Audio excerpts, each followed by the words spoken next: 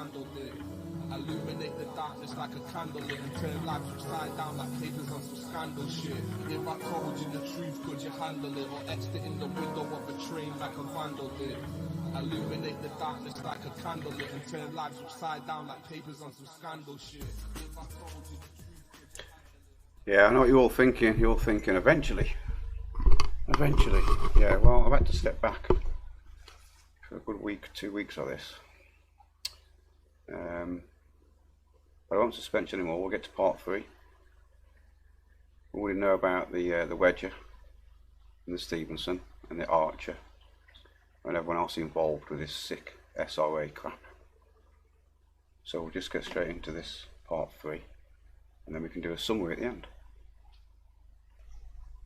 And where it actually happened that day, November the 4th, I think it was, wasn't it? I didn't know that day. I didn't find out that day because on the 3rd, it was a Tuesday, and I'd had a session with Janet Stevenson the day before they got arrested.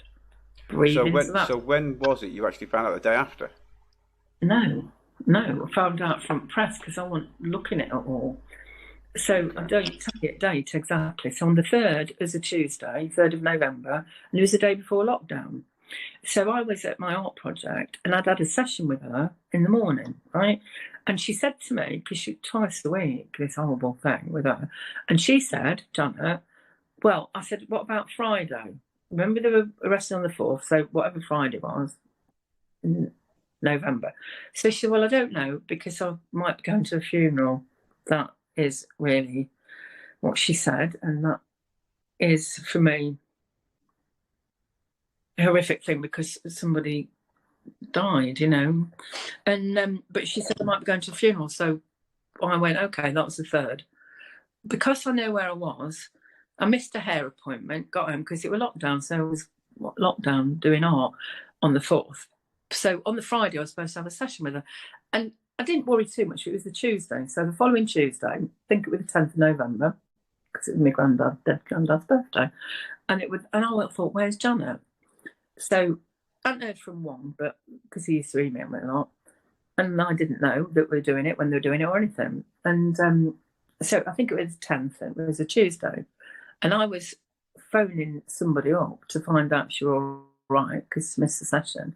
And then my ex comes in because I'm doing art, and he'd watched something, a newspaper or something on the telly, like that there's been this arrest. So he comes and tells me, and I was like, the twat did it, right? But then, as he's watching this, because I'm not into watching all that, like with Wong, because I tried to detach from it as best I could. And he said, and then it said Janet Stevenson. I was like, no. And then her husband, who I'd heard of, who is that, the thing, he's the same age as my ex. And I'm like, what the fuck she's got involved with it for? So that was that. And then the plot thickens more because everybody then starts saying in this community, oh, Wong's asked me. And then you're like, well, from what I've heard and believe, that it wasn't just this, that there was these little groups. And I'm like... When you found this out, when you actually thought, when you and your ex seen the news and seen what happened, what was your initial thoughts? Did you get worried about, are you in trouble in any way? Did you think... No, I was absolutely... freaked out, devastated. What the hell has gone on? You've done this. How? What? You were there, Janet? Well, it's disgusting. Did you knew that? Did you put the 2 and 2 together? You knew that was the plan they spoke about, and that's what happened. No. Well, I did know it was that, obviously, because I knew he was going to do it, but I didn't know she'd be involved or whatever it was. I didn't know he was involved in it. I was thinking, no idea. I thought John Wedger would be involved in it, to be honest, and I thought Jeanette Archer would be involved in it. If you get in my head, but it's factual. I didn't know. But then I'm like, Janet Stevenson, what has he roped her into? I thought he'd roped her into it because then the thoughts go, oh, you know, I've done something wrong. Then I thought it was my fault because I'd told people. I did. I was frightened. And I was frightened of John Wedger. And I was frightened of the other people because I'd made my own assumptions based on factual experiences of what a twat he is. It did turn out that Wilfred Wong was not shy of showing a knife to a woman and threatening her. So, you know, there was good reason to be frightened. There's good reason to be. Thank you. And he used to talk about things like that because I asked him. And he was a weirdo. I mean, I'm a very intelligent person. And like I said, but did you do service? I was asking about like Singapore because I was interested. He told me the first time I met him, when I'm alone in the car with him, a lot of things. So my time with Wong was a lot. These journeys, I've only met him 3 times. The first time he was here for 8 hours, so I gave him a lift back. The second time he was here, so the second time I saw Wong was when he came here with my ex and asked him. The other time was at the baptism, so I have the stupid thing. So I've seen him 3 times, but a lot of the time, I never spoke to him on the phone, with emails. So when they were arrested, and I had spoken to that woman, Janet, there was loads going on. I would say something to her, I'm going on a retreat somewhere, this lovely place. Then she'd phone me later and say, it's satanic. Then Wilfred would coincidentally send me a thing saying it's satanic. They were doing it together all the time. And I'm going to phone the police. But what I did, I phoned the CPS because I'm clever, worked out, got the CPS, and phoned the Crown Prosecution, the courts, in because it was late, yeah. And I didn't know when the trial had been. So I phoned. When I phoned the CPS and I was, this is what I want to do, before I'd even done 101, hashtag North Wales or wherever, the phone rang in here, in this room, and I spoke to a police officer, a detective, a constable, woman. Won't mention her name, for a long time, and gave my experience and told the truth, the whole truth, right? Nothing but the truth. I'm a humanitarian. I'd say it my way. I was honest. And because I can't lie about it. And I said what had happened and about Janet. Blah, blah, blah, blah, blah. Of course, the police take notes. The next thing that happens, a couple of days later, we got the dog now. My ex was out with the dog. And as he come in, his phone's ringing, right? So I answered the phone because he didn't know it was, and I do that a lot. Did with my ex. And there was a different person on the phone, and it was a detective sergeant from Wales who seemed absolutely appropriately very enthusiastic to talk to my husband. My ex went into the other room to talk to this who was saying, will you give a statement? So I encouraged and made sure that happened. The moment that I realised that Janet Stevenson was what she was when the 9th of August, when the press restrictions were lifted, then I started to realise.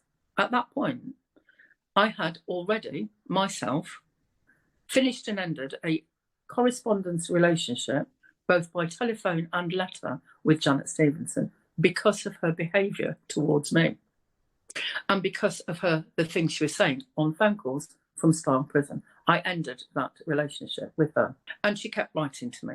So when let's go to now when the sentencing happened only a couple of days ago. How did you feel at that moment when the sentencing happened? I read the things that they'd said, and about that on the 9th. It was devastating for me. It was like the worst nightmare ever to realise how horrible it was, because I didn't know I knew he was an idiot and a twat, but that woman, that's it. I'm not. This is, I was. We say mixed emotions. And happy that they got sentenced, but sad that it happened. This isn't the sentencing. We haven't even got there. This is when the press restrictions are lifted. Weirdos like me. So to end it then, what I'll say then is, well, thank you for coming on. What I'll do is obviously edit this down, let you watch it, and then if you decide to go public, we'll put it public. We are going public. And we'll take it from there. Okay, so what you've just heard really is the third section of 15 minutes worth. I'll be straight out to do 7 hours worth of recording with Alicia to get 45 minutes worth. The rest of it I couldn't use.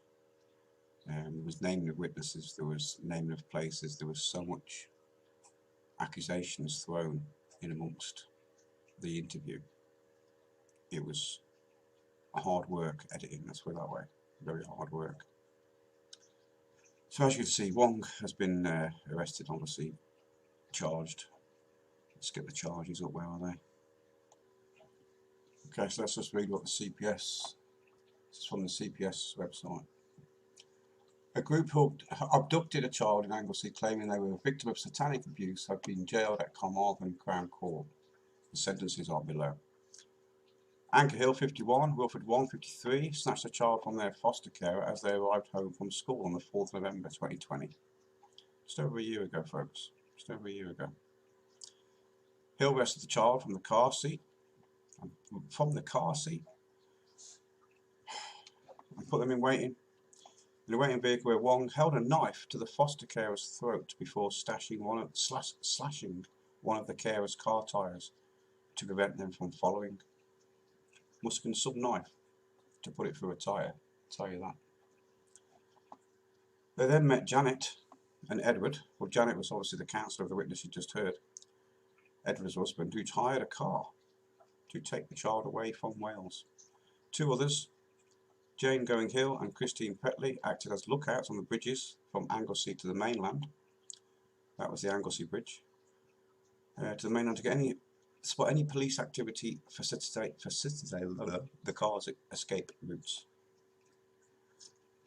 The child was safely recovered when the hire car was stopped on the M1 in Northamptonshire. Now, I can show you that. Now, before I play this, folks, I want you to remember, in this car, there was a child. Not only had gone through the harrowing experience, had gone through being snatched, but it's also had to go through this harrowing experience of armed police pulling them over.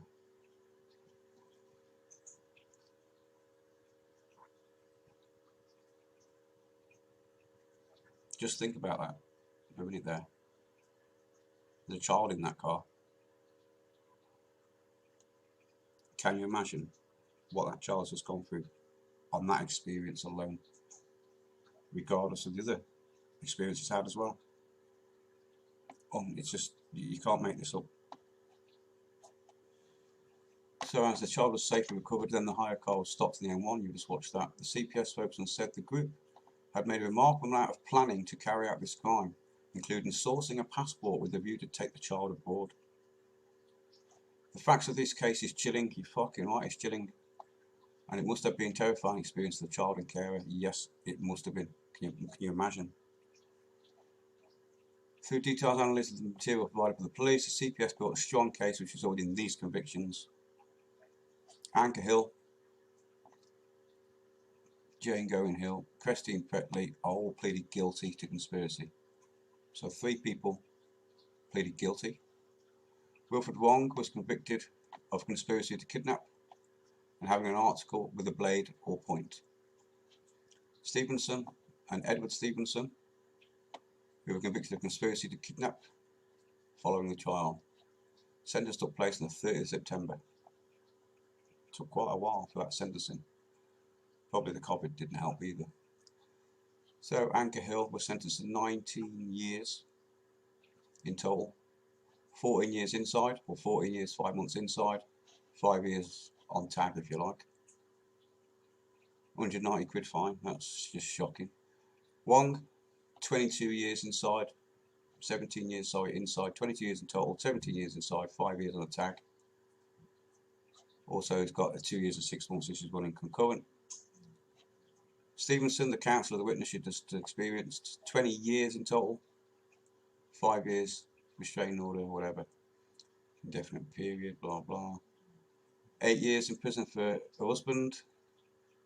Jane Going Hill, 4 years, 8 months. Christine Ellis Fretley, 4 years imprisonment. All got 190 or 195. Very pitiful if you ask me.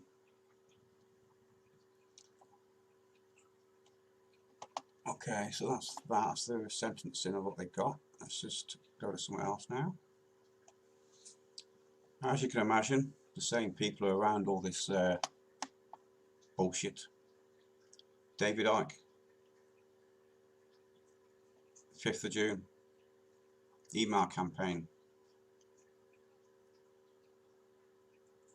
Unbelievable.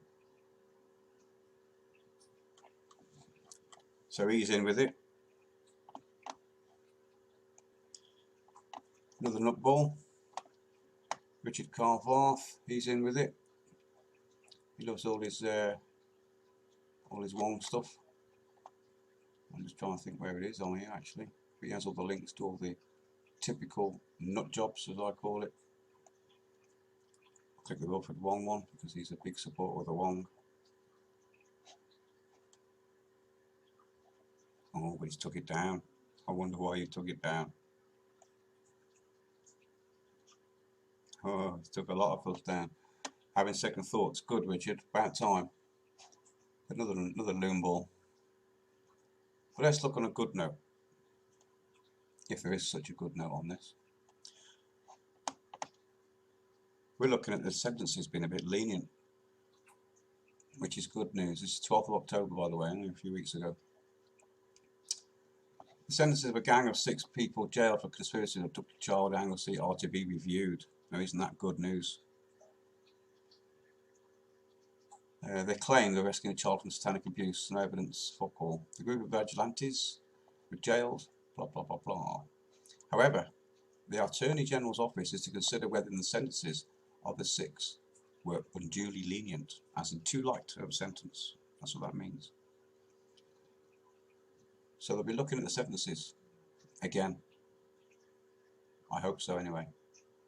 And I hope they get a lot more. So under the unduly lenient sentence scheme, which I presume is new, they're looking at it again, and I will bring up to date on that. Hopefully they'll bring us a lot more sentencing in my eyes. So there's your Richard Carvarth. That's his name.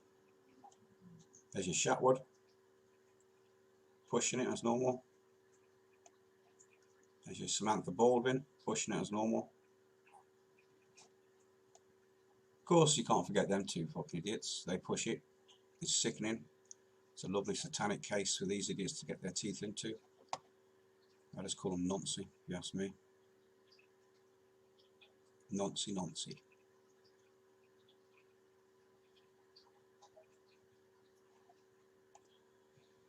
And let's not forget the old Wedger involved always. They all need arresting, they all need investigating and find out what's really going on. Now, to summarise this. So as you can see, I'll change the mic if you're wondering what's going on there. As you can see, summary part 1. Brainwashed by these people, yes. The people I've just shown. Involved with the church, we knew about that, yes. The Wong introduced Janet Stevens as a counsellor. And it all started off with John Wedger, when this witness contacted John Wedger. We get to summary 2. Wong asked, what was it? To hire a Luton van, sorry. They planned to leave the country, hidden compartments in the van. She told everyone about the, including Stevenson. They didn't phone the police from fear. Okay. Considering he had a knife, yeah, I get that. Refused after 24 hours he thought. So the ex-partner did phone Wong, did phone the police on Wong. And the planned date was not given. So they didn't know about that at the time. So what you just heard is how it come about. So let's do a summary for part 3. Okay, to summarise, once they realised what happened on the news and realised they were arrested, they didn't know what to do. They didn't know what to do.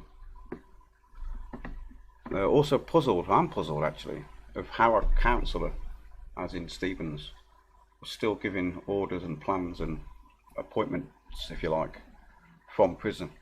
I'm puzzled at that. Couldn't believe they had gone through with it when they obviously realised it had happened. The witness, as you heard, was a bit shocked that they'd gone through with it. And they contacted the police and made the statements. Appearance in court and testified. So let's just bring up the newspaper article which explains these 2 people's situation they were in. Okay, the Brighton man, which is the ex to the witness you just heard. Here we go. The Brighton man was who was a witness at the 4-week trial, which ended in July, cannot be named because his wife suffered abuse as a child. Okay. The jury heard the Brighton couple had researched abuse on the internet and found YouTube videos made by therapist Wilfred Wong. They're not mentioning John Wedger for some reason. They're not mentioning Samantha Baldwin. They're not mentioning any of the ones, UK column, just Wilfred Wong. The Brighton man said the topic he spoke about was satanic ritual abuse. The prosecutor and Pope asked him, "You and your wife watched them, and they gave your wife some help?" He replies, "Yes, some understanding." Okay.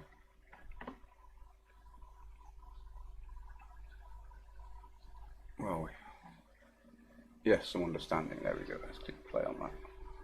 I can't see it playing.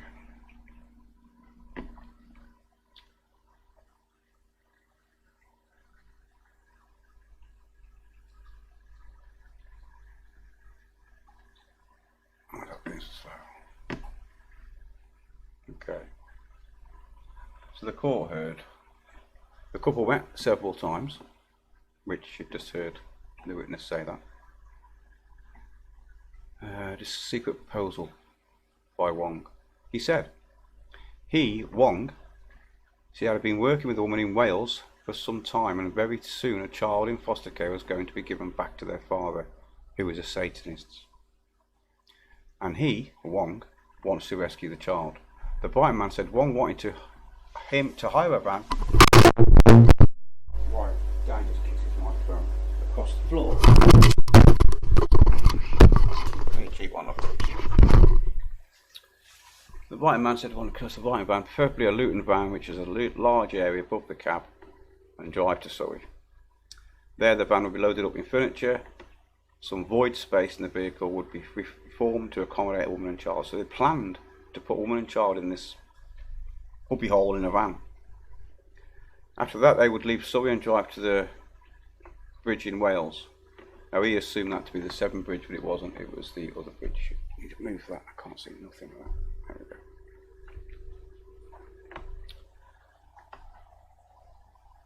I assume it was Severn Bridge. I'd have to drive to the port on the south coast, probably New Haven. Then we would get a ferry from New Haven, which only goes to Dieppe, to drive to another location. Moving on. Oh, hang on, it's went too far. Move back. So the Brighton man said to Wong, "What if I got stopped by the police?" Wong told him, "You just tell them that you didn't know, that you are just delivering furniture, and we paid a few £1,000s at the end as a part of my story." The prosecutor, Mrs. Pope, asked what he thought of that idea. The Brighton man said, "I was shocked. The whole scheme was racing through my mind." His wife dropped off Wong at the station. But then she came back. Her husband said, "This is crazy. It's kidnapping. It's abduction. I'm not doing it. It's against the law." Now, this is what the Brighton man is claiming.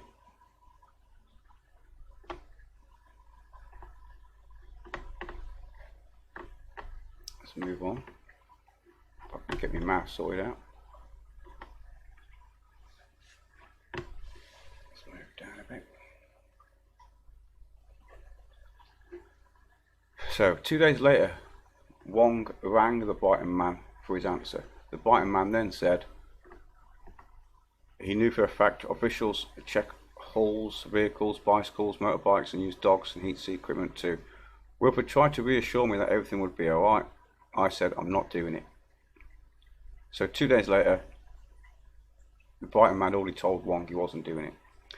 3 weeks later, the Brighton man said he saw on the news that several people, including Wong, had been arrested. He googled a North Wales website and found Wong had been arrested, charged and detained. The Brighton man said he recognised Wong, another kidnap conspirator, Janet Stevenson. Wong had recommended Mrs. Stevenson as a counsellor for the Brighton man's wife. Interesting.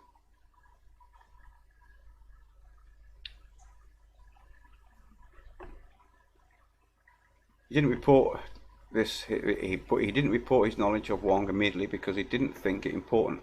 Perhaps in hindsight, I should have done. Okay. Eventually, the biting man's wife contacted the Crown Prosecution Service in North Wales, who urged him to contact North Wales Police, which he did. The force then arranged for a local officer to take a statement, which they did. Under cross-examination, the biting man was accused of praying for Wong on remand in prison. Interesting. Church involved, maybe? Barrister John Huston Roberts, defending Janet Stevenson, asked him, so the defence for Stevenson asked him, were you and your wife praying for a man that you said was trying to abduct a child? The biting man said she had an emotional relationship with Wilfred and Janet, and as time went on, she became more detached from him and saw things in a different light. So what the biting man has admitted there is the witness you just heard from had an emotional relationship with Wilfred and Janet. So Wilfred and Janet had obviously preyed on the emotional vulnerability, is that a word to use maybe, of the abuse suffered years ago on his wife. And he says there she started to see things differently, or in a different light, shall I say. What else we got? The barrister, quoting a statement, asked, oh, hang on, the barrister, quoting the statement, asked if he was praying that prison staff would see what kind of generous man Wong was. The biting man said he was not aware of that, but it sounds like my wife. She regarded Wilfred as her godfather. So he's there saying that his wife, the witness you just heard, was actually praying for Wong.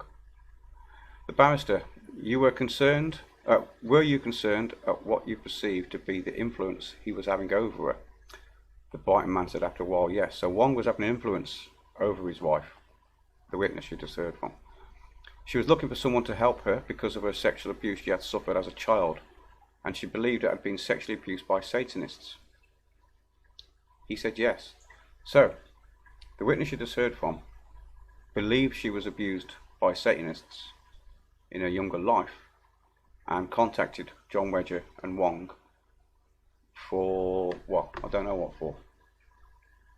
He agreed with the barrister that Wong was trying to raise public awareness that this abuse happens. Well, there is no evidence of this abuse happening.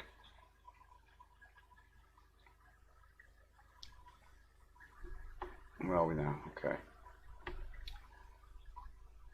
Wong, blah, blah, blah, blah, blah. All Crawley had denied conspiracy. So that was funny. They denied it.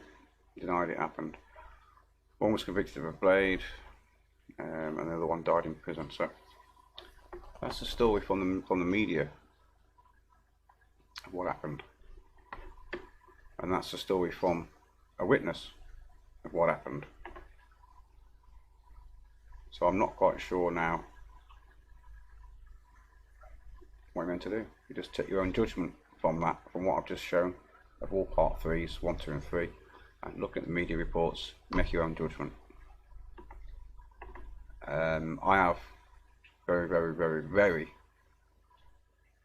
harsh judgment towards people involved with it. Even the ones that got off, I'm very, very harsh for them.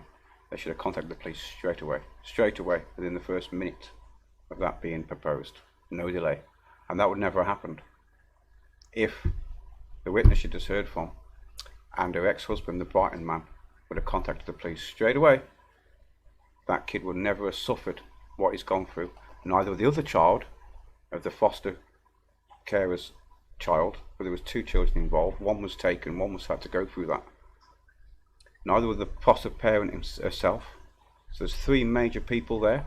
Okay, 3 people there that could have been prevented from causing them crimes, being involved in them crimes, going through that suffering, horrific suffering, knife at the throat, being ripped out the car seat, and other child in the car.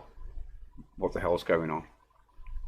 Let's not forget also a guy died in prison, hung himself. Well, I can't say he's hung himself, he's still got an investigation.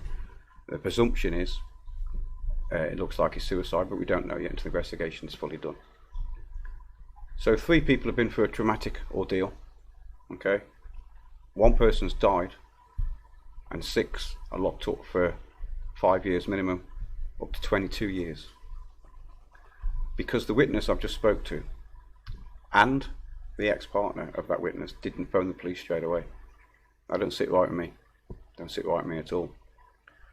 But also, they got into this wormhole of shit because of John Wedger's videos, because of John Wedger's influence, because of Wilfred Wong's influence, because of Sean Atwood and his podcasts, because of Jeanette Archer and her Facebook, because of Samantha Baldwin and her blog, and all these Wilfred Wong supporters, UK column, David Icke, I've just shown you David Icke as well. They're all following this bullshit, and look what happens. So no, I'm not happy about it, but I felt I had to get this out, otherwise it weren't going to get out, was it? I apologise for you having to go through all that shit. Not good. Conspiracy world is bad. Very, very bad. And there's a perfect example. All them victims, because a phone call wasn't made.